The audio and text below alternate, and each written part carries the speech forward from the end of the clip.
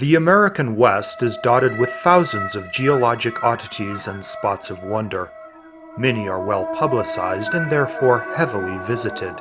There are, however, other peculiar places much less well known and frequented.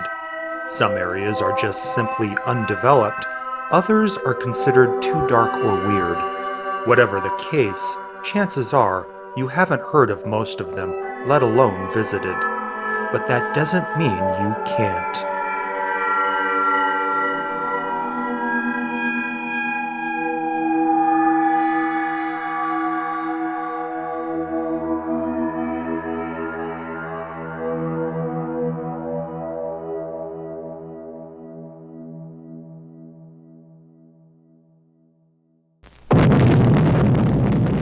For almost 4 decades, nearly 1,000 nuclear bomb tests occurred at the Nevada test site, just 65 miles from Las Vegas. Many of the iconic pictures of Cold War nuclear testing come from this remote desert reserve.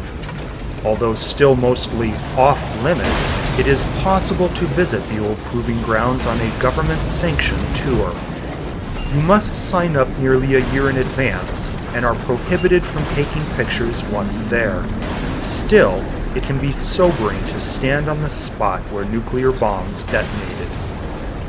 Unknown to many Cold War tourists, there are easier options for those wanting to visit a nuclear ground zero.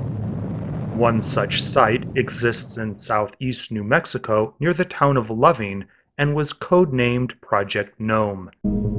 A part of the larger Project Plowshare, Gnome was just one of many nuclear detonations undertaken to study the peaceful applications of nuclear weapons, including large-scale excavating. In Gnome's case, though, scientists believed it might be possible to detonate a device underground in bedded rock salt. Then by piping water into the molten salt to create steam, electricity could be generated.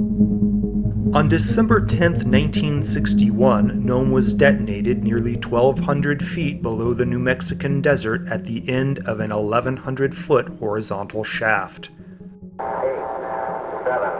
6, 5, 4, 3, 2, 1.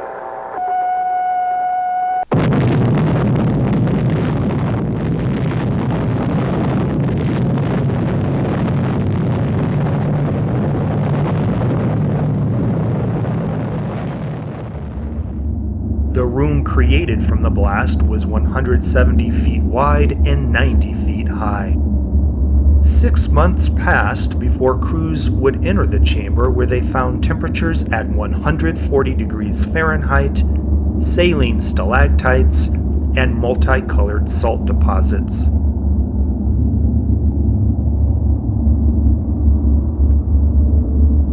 While this and other projects did yield important scientific data, experiments under Project Plowshare ultimately failed to convince authorities that using nuclear bombs for civil engineering was practical. The shafts leading to the Gnome cavity have long been sealed, and it is doubtful that the chamber will ever be seen by human eyes again. A deserted, weathered marker is all that indicates Project Gnome Ground Zero today, where 1,200 feet below lies one of the most unique caverns ever created by humans. For those wanting to see a supreme example of natural underground beauty, need only travel about 50 miles to Carlsbad Caverns National Park. These famous caves are best visited in the winter months, when you can have much of the breathtaking passages all to yourself. If you prefer a more remote option, consider visiting El Malpais National Monument near Grants, New Mexico. With a free permit, you can visit lava tubes here that are seldom seen by others. It's a good idea to have some knowledge of caving before attempting to enter any wild grotto, although sometimes even experienced spelunkers can run into trouble. One of the most disturbing caving accidents to occur in recent years happened west of Utah Lake, Utah in 2009 at a hydrothermal cave known as Nutty Putty. John Jones, a 26-year-old medical student and Utah native, came to the cave with family and friends to explore just prior to the Thanksgiving holiday. After wandering from the rest of the group in the constricting passages, Jones became stuck after trying to wiggle himself through a hole not more than 10 by 18 inches. After discovering his brother trapped at a near 90-degree downward angle in a tight passage, a younger sibling went for help. Rescuers returned, and for more than 24 hours tried to free Jones from his awful predicament. What made the situation so critical for the trapped man, though, was the fact that his body was entangled in an unnatural descending position. This put an incredible stress on his heart.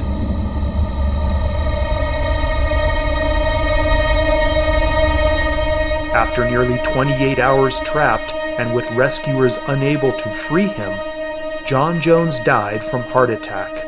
Authorities and family decided it would be too costly and difficult to remove the body, so Nutty Putty Cave was sealed with Jones buried inside. Today, it is possible to visit the cave entrance where rescuers once gathered over. Markers embedded in the stone indicate this spot as a final resting place. Although sealed, air can still be felt escaping from the treacherous passages below.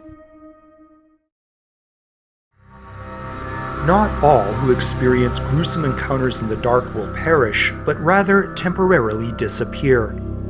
This was allegedly the case with Travis Walton, who in 1975 reported that he was taken by mysterious beings near the communities of Heber Overgard in eastern Arizona.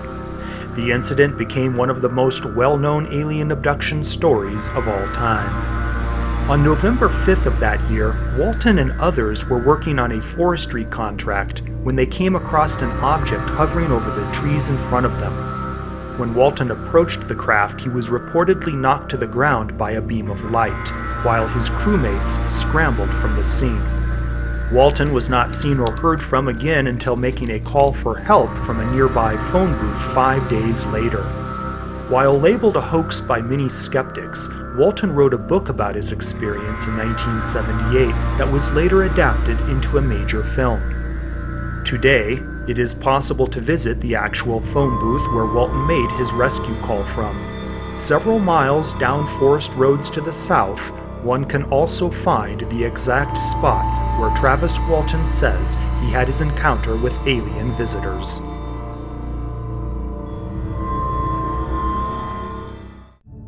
While some remote areas of Western America are the alleged haunts of aliens and creatures, others are the focus of scientific research because of astounding natural history. Well-known national parks may get most of the publicity and subsequent visitation, but lesser-known spots can be no less incredible. One such site lies in Fish Lake National Forest in south-central Utah and is called Pando. Latin for "I spread out," Pando is an ancient aspen grove 600 tons in weight, possibly making it the largest living organism on Earth. Equally impressive is the age. Scientists estimate the massive root system of Pando to be 80,000 years old, though some claim it could be significantly older. This great trembling giant, as it is also known, is sadly thought to be dying. Studies have indicated that human interference over the last several decades is to blame for Pando's poor health. But other studies are looking at ways to save Pando.